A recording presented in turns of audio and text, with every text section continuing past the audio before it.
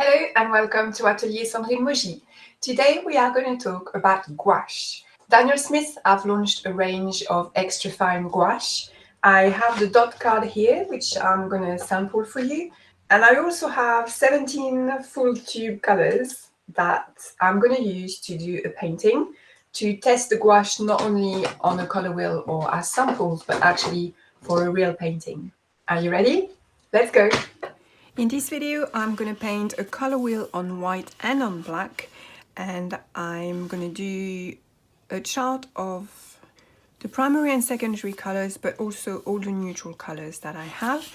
And then I will also show you which colors I have selected for my palette. So I'm going to show you the samples, but also a lot of information about what pigments are used for what colors. Then at the end of the video, I will paint a leaf using the gouache colors. So I will use them in a real situation of painting a real life subject, which I have here, happily floating in water. And then in the videos after that, I will use the gouache to do some landscape painting. So I will do some complete tutorials, some on white paper, some on black paper, to show you how the paints perform in real life situations. I'm going to start with a color wheel, and I'm going to paint some samples on white and also some samples on black, because gouache is supposed to be a very opaque medium and you should be able to paint on black with it. So I have a few colors to try here. I have a dot card which doesn't have the full range. The full range is currently 74 colors. I think there are 20, just over 20 on this, but I also have a box with some colors. So some colors are duplicates to the dot card, but a few are extra. So with all the colors I have between the tubes and the dot card, I have made a color wheel going through the yellow, orange, red, violets, blues, and greens, and then we will see what happens on black. And then I have my neutral colors here. Okay, so let's start with the colors on here. Hansa Yellow Light, the pigment is PY3, and that is the yellow that I use in watercolor as well. So in my watercolor palette, this is my green bias yellow. And I like it because it has a strong green bias. So it would be, the substitute for this would be a lemon, but the problem with lemons is that they're not all transparent. At least with Hansa Yellow Light, you know, it's a transparent pigment. Obviously here, as a gouache, it's been added to an opaque medium. So we have an opaque Hansa Yellow Light. Then we have Hansa Yellow Medium. The pigment for that is a mono azo yellow as well, PY74. It's a mid yellow.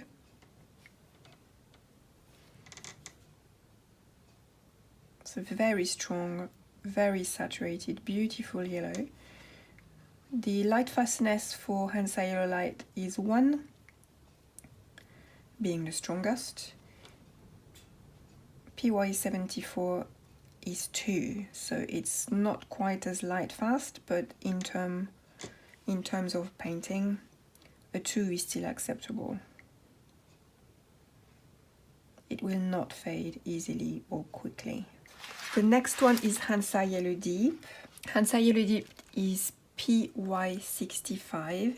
It's a 2 as well in light fastness, and it's also a color that I have on my watercolor palette, so it's a color I know well. It's a color I trust.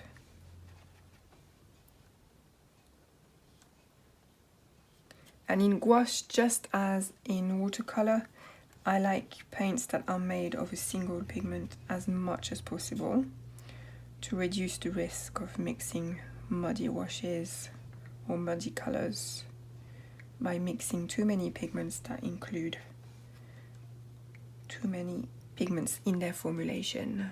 The next one is Pyrrole Orange, PY73. This is a red biased orange, and this is also one I have in my watercolor palette. It's a rating of 2 in light fastness. And then we're moving on to the reds. So the first red is Pure Scarlet. Being a scarlet, it's an orange bias red.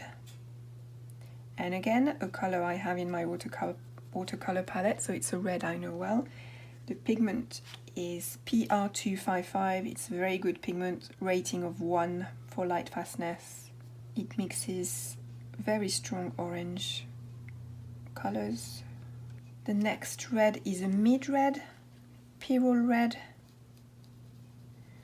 which I also have in my watercolor palette. Being a Pyrrole pigment, it's got a light fastness of 1 as well.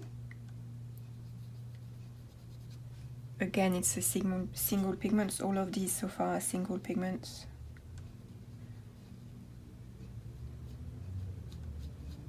So very good for mixing other colors, as well as being used on their own. And the next one is not on the dot card. The next one is one I have as a tube here, and that's Carmine.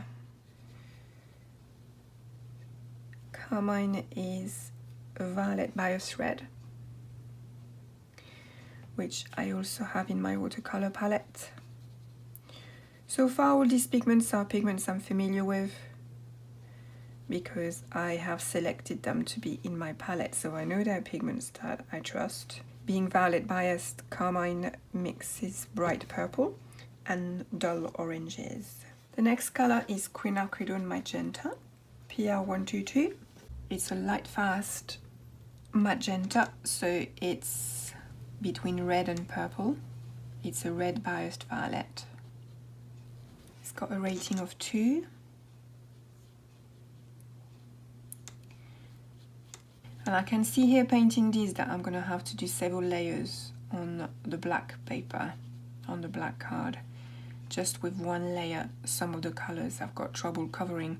The yellows were a bit better, but these colors are struggling a bit to color the black in one go.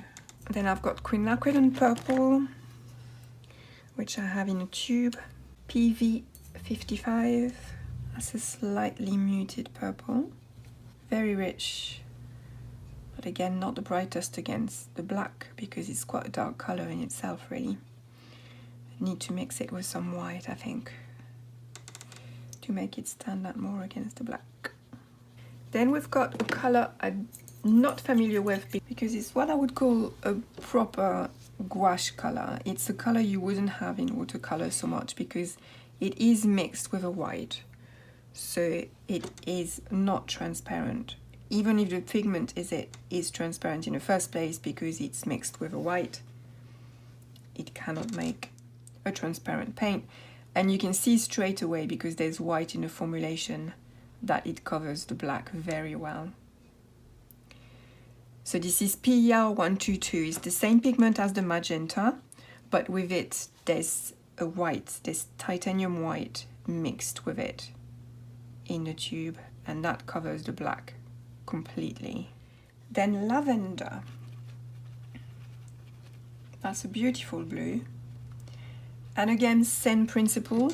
There's a white in the formulation. Again, it's titanium white, so it covers the black very well.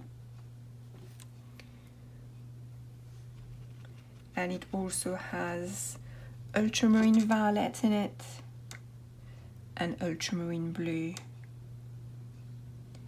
PV15 and PB29. It's called Lavender, but to me it's more the color of a forget-me-not than lavender. And then the classic ultramarine blue. So this is French ultramarine, PB29. We're going back to colors that I'm familiar with here. I have, like everybody else, I have ultramarine in my palette. It's a very reliable, light fast,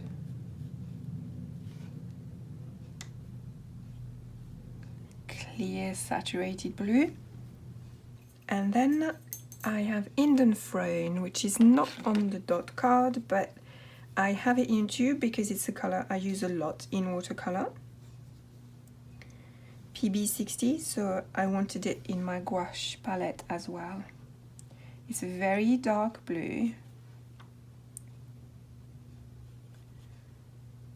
In some brands it's more of a green bias, in some other brands it's more of a violet bias. It's not necessarily consistent with that. I think the pigment itself tends to be a sort of dark mid blue. I use it to mix my dark greens. And then we have a blue I am not familiar with because I do not have it in my watercolor palette. It's cobalt blue. I know a lot of you will have that.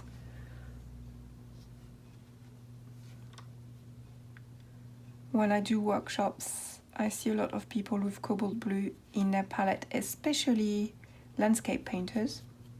Apparently it's a very good blue for skies. I can believe this, painting the sample here. This is PB28, so it's the real cobalt.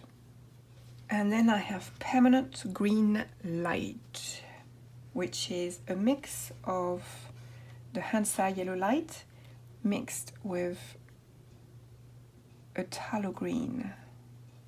And it makes a very, very bright green.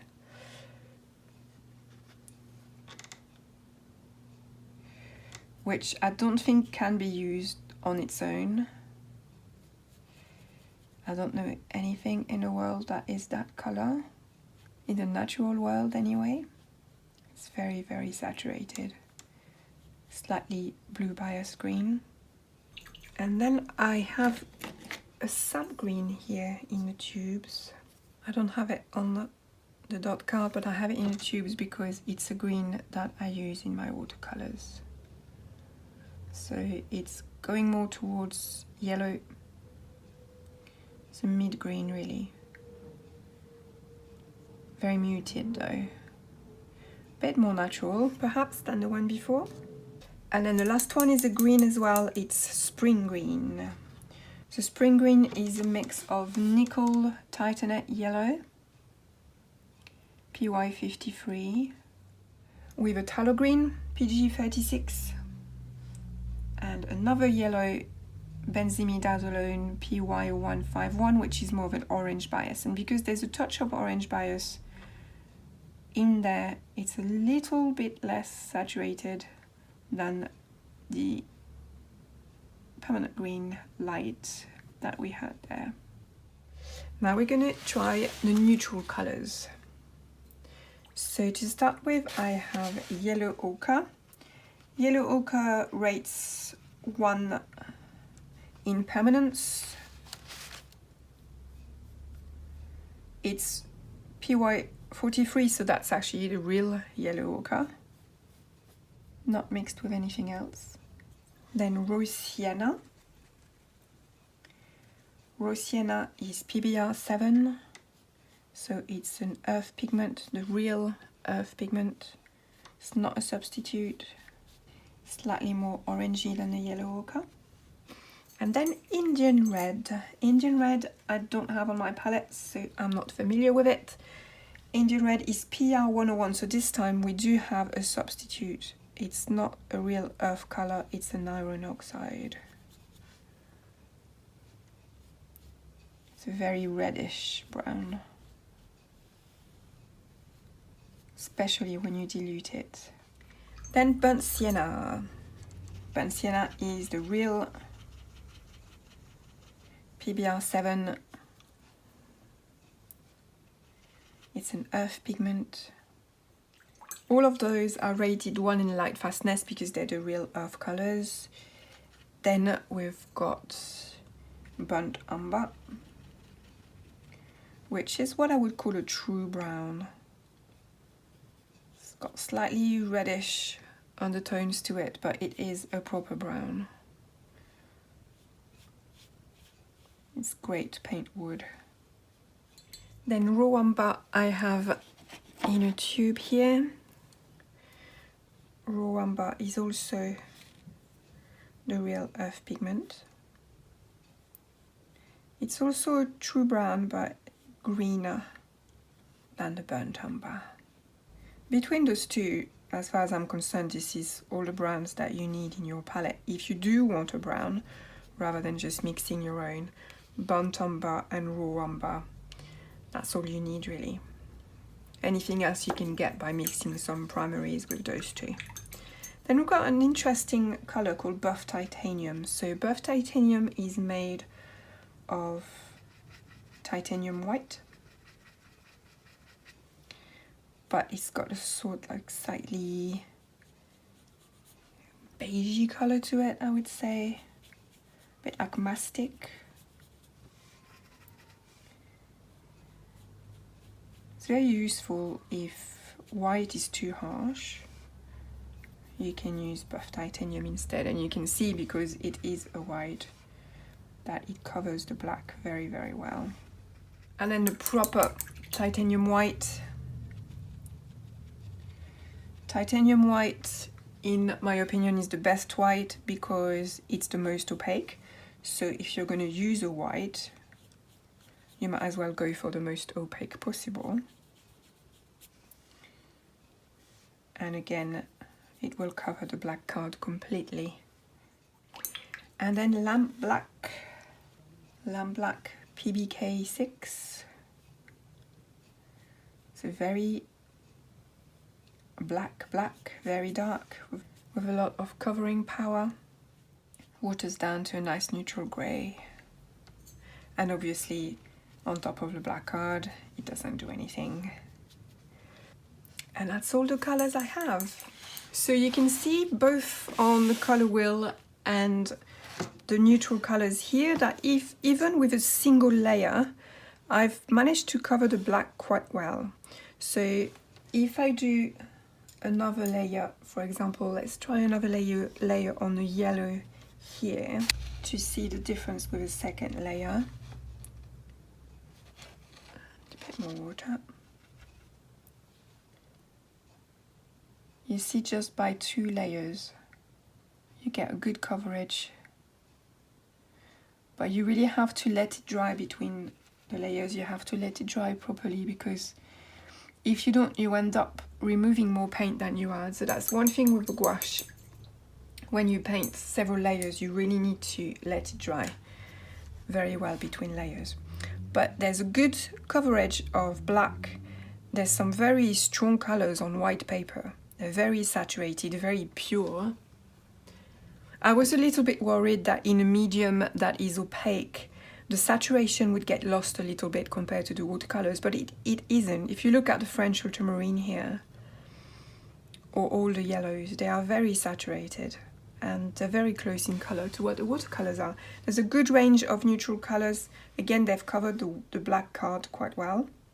So I'm quite pleased with those. My next job, which I'm going to do off camera, is to make a selection in a little palette here. I've got a little empty palette, a little wooden palette. I'm gonna make my selection amongst the tubes that I have here to fill this. So I have now selected the colors for my little palette here, and I'm just going to quickly go through them with you. I have my 2 yellows, green bias and orange bias. That's Hansa Yellow Light and Hansa Yellow Deep.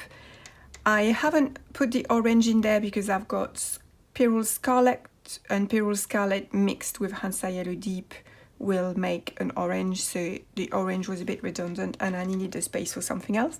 Then I've got Pyrrole Red, a mid-red, Carmine, a violet bias red, then my magenta, quinacridone magenta, and then quinacridone purple, which is the blue version of the magenta. So you've got the red bias violet and the blue bias violet. Then I cheated a little bit. This one is not a gouache, this one is a watercolor. And the reason I cheated is because I cannot live without peridot violet. I use it in most of my paintings, and there isn't a peridot violet in a gouache range. But for this little palette here, which is what I'm going to use rather than the box of tubes when I do my paintings, I really wanted Pearl and Violet in there. So this is a watercolor here. And then I've got the blues, ultramarine blue, Indian fern blue, tallow blue green shade, sap green, burnt umber, raw umber, and then because this is a gouache and not watercolor, I have a black and I have a white. And I've introduced black and white because this is an opaque medium, so I think it will go better with black and white than watercolor would, but also because I'm planning to use this palette not so much for botanical work, but to paint seascapes and also nightscapes, so the black will come in very handy for that.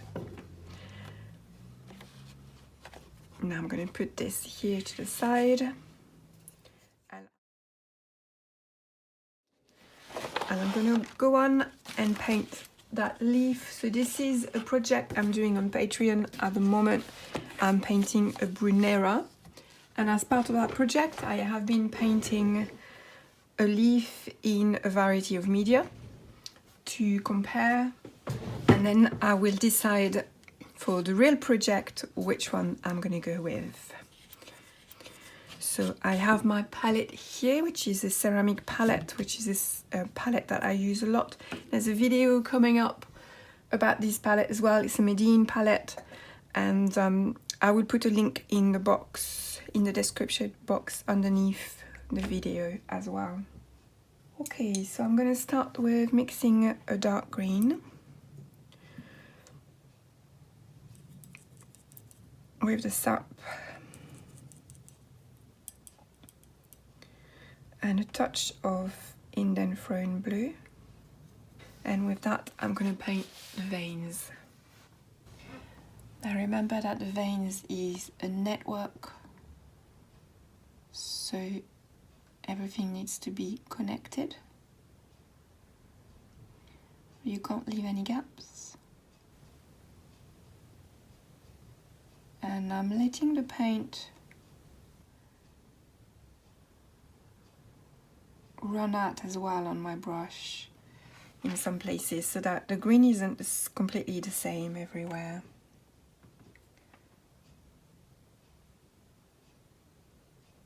Right, now I need to mix a silvery green, so I'm going to start again with a sap green, and now I'm going to use some white, which is something that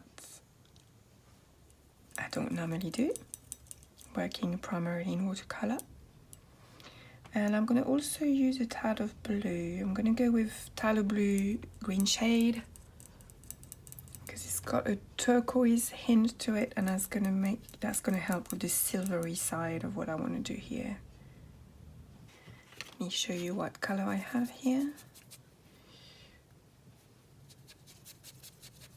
And then I'm going to put some pure white next to it.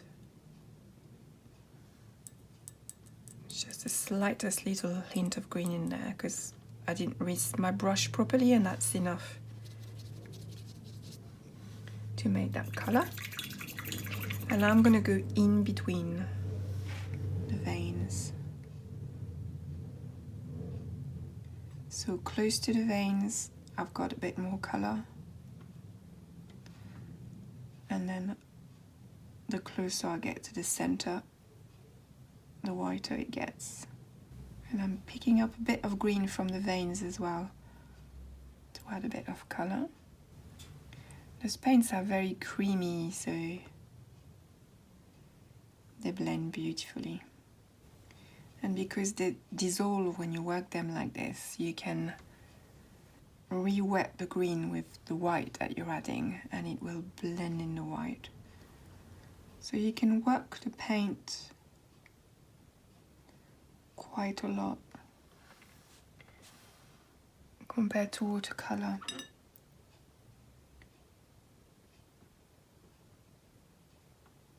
It's a medium that stays a lot cleaner, doesn't get muddy like you would get if you work watercolors too much. I think because mainly it stays on the surface better. It doesn't sink into the paper so much, it stays on the top. And you can see here you can go over very easily, repaint some areas. You can layer as much as you want. If I find that I'm going over the dark veins too much, I can just repaint them over the top. So I'm gonna keep on painting this and then I will come back to show you the result when I'm done. And now all I have to do is the blemishes. So I have my little gouache palette here. I have some of those to put on Etsy, and I will put a link with the video because I'm sure some of you will be tempted. It's such a lovely little palette, and it's got, the lid has got some mixing areas as well.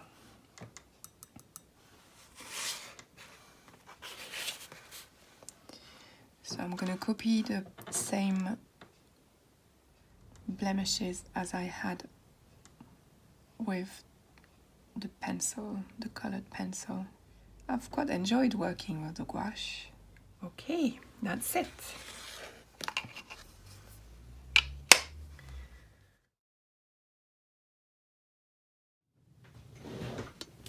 Now let's do a quick assessment of the gouache that I have used on the leaf here and on my color wheel.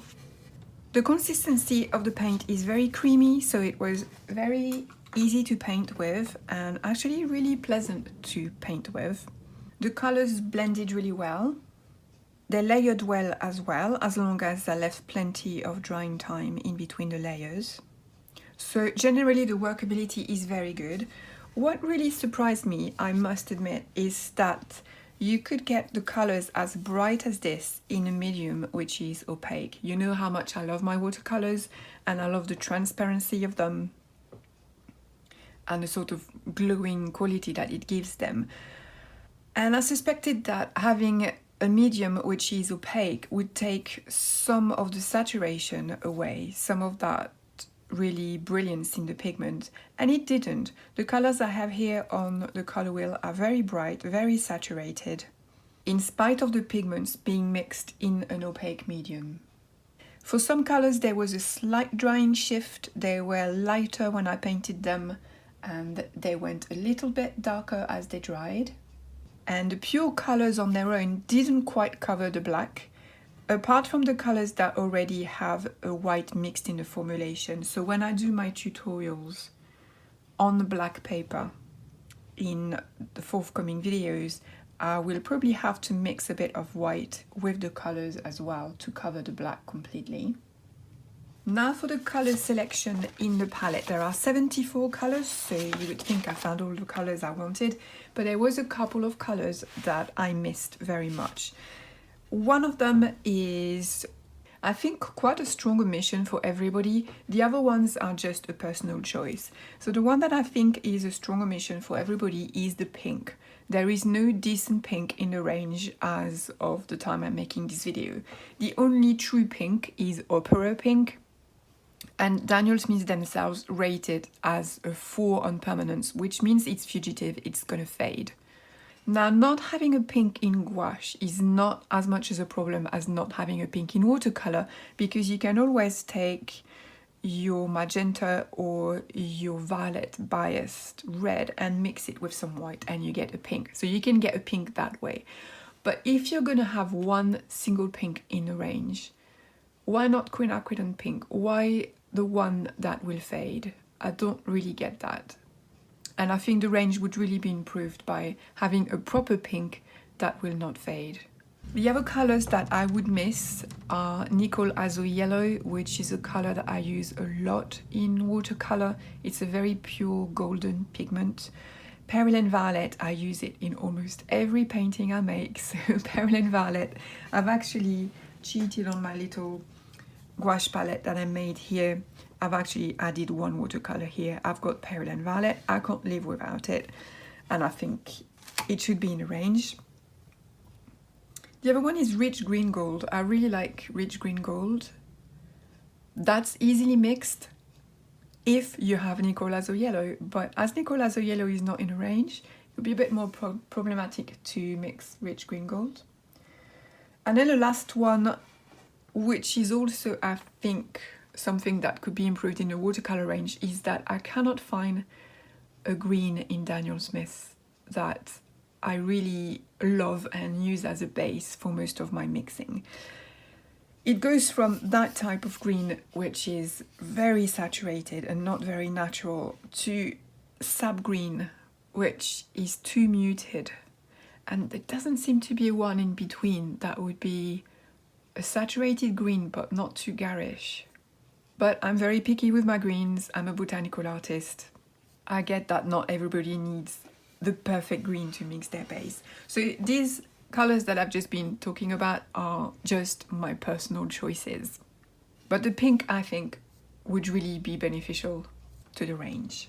Having said that, you can mix gouache with watercolor. So if there's a color you really miss, do what I did. Just add a watercolor to your gouache palette. When you mix it with the other paints, it's going to become opaque because it's going to be mixed with opaque paints anyway. So it's going to lose its transparency. So you can always do that. Now for transparency, I have to tell you that I did not get paid to make this video. The tests that I've done here were entirely my choice. The opinions were entirely my own, but I did not pay for the paints that I showed you, the box of paint with all the tubes in it. Daniel Smith sent me those to test. So I did not pay for the paints. I'm going to make a couple more of gouache tutorials. So in the next one, I will do a seascape in gouache, and I'm going to do two versions of it. I'm going to do a version where I use gouache almost as I would use watercolor in thin washes, and I will also do one where I would use gouache more like an acrylic, more like I would use an acrylic in a thicker, more opaque layer. And then in a video after that, I will do a tutorial on black paper to explore a bit more how I can get those paints to cover the black completely and see what it looks like when it's painted on black paper. If you have any questions or suggestions, please use the comments below. If you want to catch the next videos with the gouache tutorials, don't forget to subscribe to the channel. It's free for you, but it's a big help for me. And if you haven't yet, go and check out my Patreon channel. It's a subscription channel where I do a post every week, and there are loads of tutorials on there. See you next time. Happy painting. Bye.